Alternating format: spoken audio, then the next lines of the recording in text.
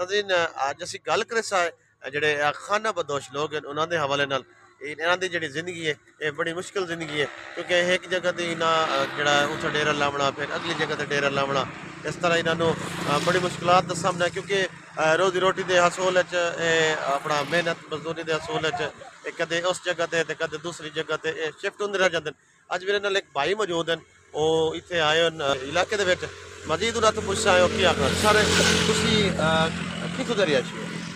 ਅਸੀਂ ਅਬਦਾਬਾਦ ਜਾ ਰਹੇ ਹਾਂ ਅਬਦਾਬਾਦ ਦਰਸ਼ੇ ਗਏ ਹਾਂ ਤੇ ਕੋਈ ਮਰੀਜ਼ ਆਦਮੀ ਜਿਹੜਾ ਕੋ ਤੇ ਉਸ ਮੇਨ ਮਕਾਨ ਬਣਾਇਆ ਕੋਈ ਜਿਹੜਾ ਬਿਲਕੁਲ ਇਹਨਾਂ ਦੀ ਤੁਸੀਂ ਗੱਲ ਸੁਣੀ ਇਹ ਕਹਿੰਦੇ ਨੇ ਕਿ ਅਸੀਂ ਜਿਹੜਾ ਖਾਨੇਵਾਲ ਤੋਂ ਨਿਕਲੇ ਆ ਤੇ ਅਸੀਂ ਹੁਣ ਹਾਫਜ਼ਾਬਾਦ ਜਾ ਰਹੇ ਹਾਂ ਤੇ ਇਹਨਾਂ ਦਾ ਇੱਕ ਮਰੀਜ਼ ਹੈ ਉਹਦਾ ਇਹਨਾਂ ਆਪਰੇਸ਼ਨ ਕਰਵਾਇਆ ਹੋਇਆ ਤੇ ਅੱਜ ਉਹ ਜੋ ਮਰੀਜ਼ ਨੂੰ ਕੋਈ ਤਕਲੀਫ ਹੋਈ ਹੈ ਤੇ ਉਹ ਇੱਥੇ ਹੀ ਪੜਾਓ ਇਹਨਾਂ ਲਾ ਲਿਆ ਭਾਈ ਜਨ ਤੁਸੀਂ ਸਾਰੇ ਸਾਲ ਇਹਨੇ ਆਪਣੇ ਰਖਸ਼ਿਆਂ ਤੇ ਗੁਜ਼ਾਰ ਦਿੰਦੇ ਹੋ ਤੇ ਕਦੇ ਕਿਦਾਂ ਤੇ ਕਦੇ ਕਿਦਾਂ ਨਹੀਂ ਅਸੀਂ ਸ਼ਹਿਰ ਅਬਦਾਬਾਦ ਸਾਡੀ ਰਿਹਾਇਸ਼ ਹੈਗੀ ਹੈ ਅੱਛਾ ਜੀ ਤੇ ਬਕਾਇਆ ਸਾਡਾ ਗੱਲ ਹੈ ਕਿ ਨਾ ਮਰੀਜ਼ ਆਦਮੀ ਜਿਹੜਾ ਕੋ ਠੀਕ ਹੈ ਉਹ ਲੈ ਕੇ ਜਾ ਰਹੇ ਨੇ ਤੇ ਮਰੀਜ਼ ਦਾ ਆਪਰੇਸ਼ਨ ਹੋਣਾ ਹੈ ਨਾ ਜੀ ਜੀ ਪਲਾਨ ਵੱਡੀ ਤੇ ਮੇਰਾ ਮਸਲਾ ਹੈਗਾ ਤੇ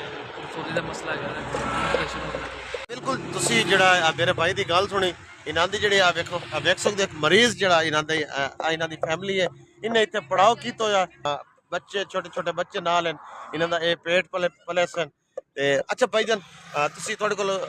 ਆਖਰੀ ਗੱਲ ਪੁੱਛਣੀ ਆ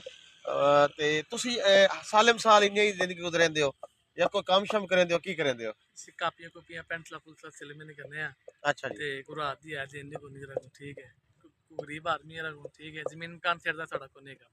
ਆਪਣਾ ਜ਼ਮੀਨ ਮਕਾਨ ਕੋ ਨਹੀਂ ਹਾਂ ਬਿਲਕੁਲ ਇਹਨਾਂ ਦੀ ਤੁਸੀਂ ਗੱਲ ਸੁਣੀ ਹੈ ਕਹਿੰਦੇ ਕਿ ਅਸਾਂ ਪੈਨਸਲਾਂ ਦਾ ਕਾਪੀਆਂ ਦਾ ਇਹਦਾ ਛੋਟਾ ਮੋਟਾ ਕੰਮ ਕਰ ਲੈਂਦੇ ਹਾਂ ਜ਼ਮੀਨ ਜਾਇਦਾਦ ਸਾਡੀ ਨਹੀਂ ਹੈ ਤੇ ਅਸੀਂ ਲੋਕ ਜਿਹੜੇ ਹਾਂ ਚੱਲ ਫਿਰ ਤੇ ਆਪਣਾ ਬੱਚਿਆਂ ਦਾ ਪੇਟ ਪਾਲਣ ਦੀ ਜਿਹੜਾ ਕੋਸ਼ਿਸ਼ ਕਰ ਰਹੇ ਹਾਂ